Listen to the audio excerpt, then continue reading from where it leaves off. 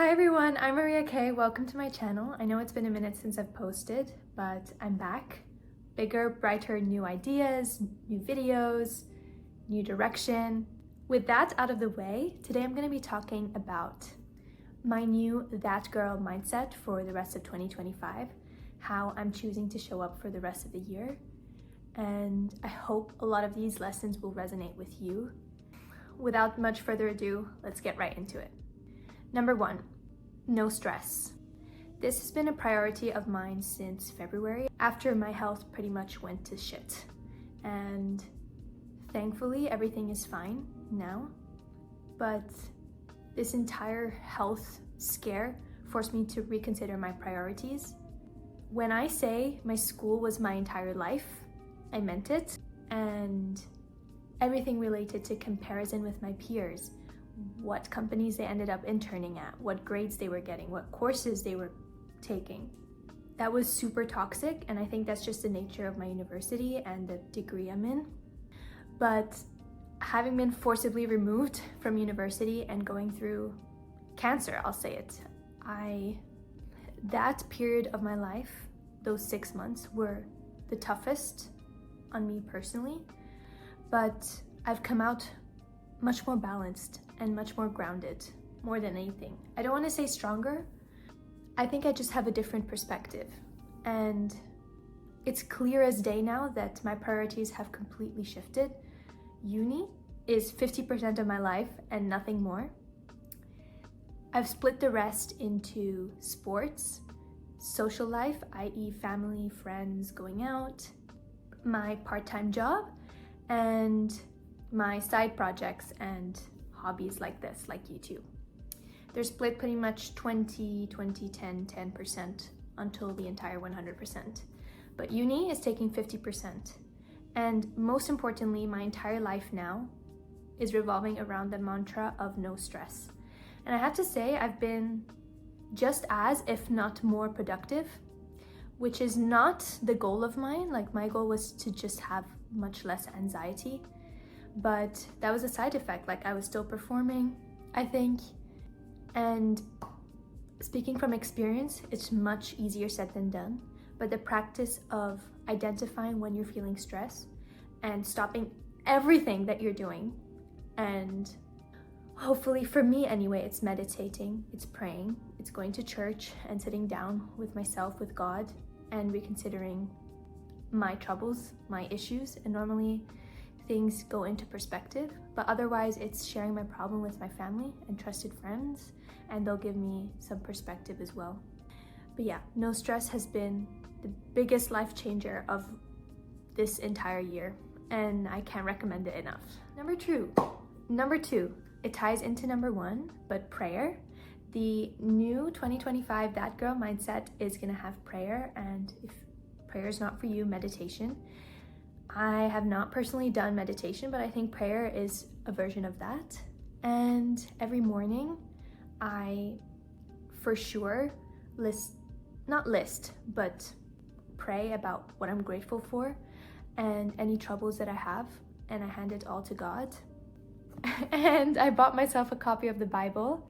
I know that reading the Bible is traditionally, I guess, not very Catholic, but it's been helping me get to know more about God. And when I say some scriptures, when I open up the Bible randomly, which, yes, that's what I'm doing, because that's how I think I can talk to God.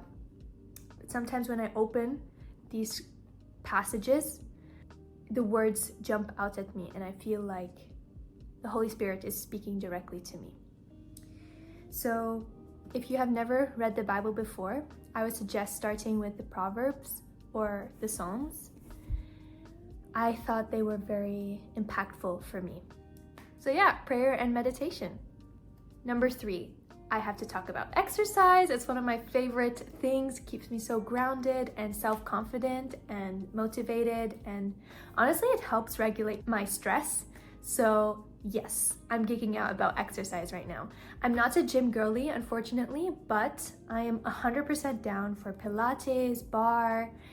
Unfortunately, not yoga. I'm not a yoga person yet, but I'm loving the class environment and seeing slow progression with my strength, especially in my core. But also, I'm also swimming like every 2 to 3 days. When I say my cardio strength has significantly improved since treatment, I have to credit it to swimming. And my cardio strength has never been good, but it's much better now from swimming. If that's not something you're into, then the regular old hot girl walk, cannot recommend it enough. If you have a step tracker, strap it on and start to track your steps, just making sure you're getting some active steps during the day. 100% helps me regulate my emotions and helps me stay like fit, I would think.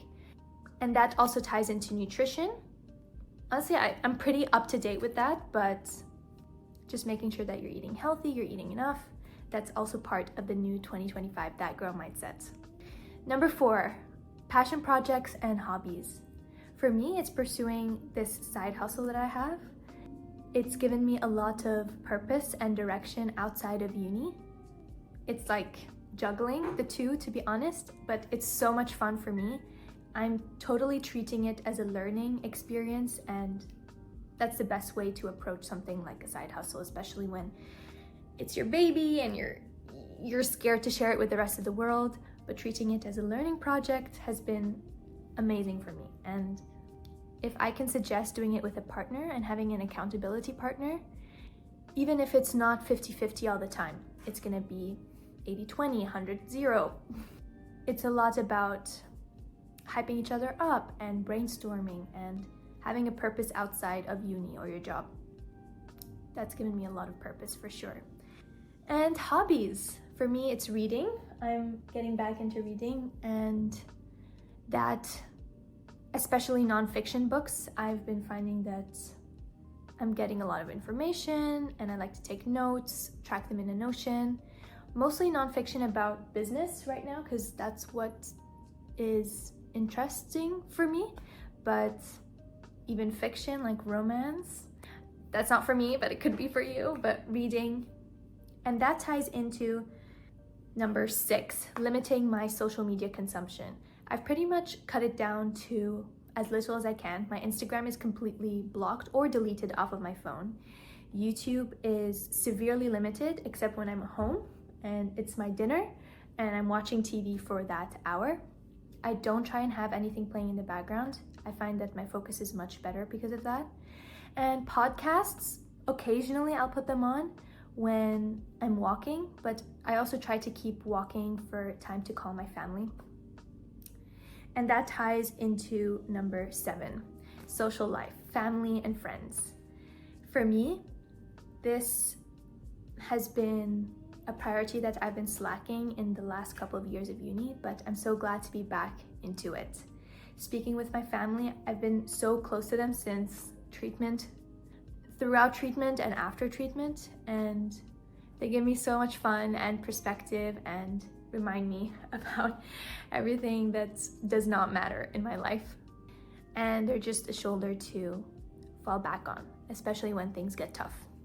I know that family is not a safe space for everyone, so reconnecting with friends. And we are ditching the need to have a big group of friends. It's just not necessary. I think staying close to the friends that you have, becoming a friend to yourself, I think that's equally, if not more, valuable. So another that girl mindset is just ditching the idea of having a big social circle. I don't care about that. Followers, I don't care about that. But just reconnecting with friends that really care about me and I care about equally has been really beneficial. And also reconnecting with friends from a year or two that I haven't been communicating with as much, but I know that they really care about me as I do for them. And even if it's communicating once a month or once every couple of months, putting in that effort has been really nice. So I would encourage you to reconnect with a friend of yours that was possibly close from a long time ago, but you haven't been in touch with for a while.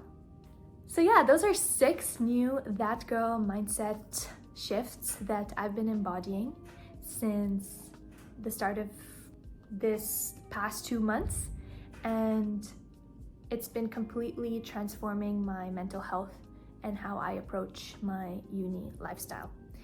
A lot of things have shifted perspective, a lot of priorities have been shifted, and I can't encourage you enough to look at your life and reconsider what's actually important to you. I promise you, uni is not your entire life, so we are ditching that. I hope you all have an amazing day, and I hope some of these mindset shifts resonated with you all.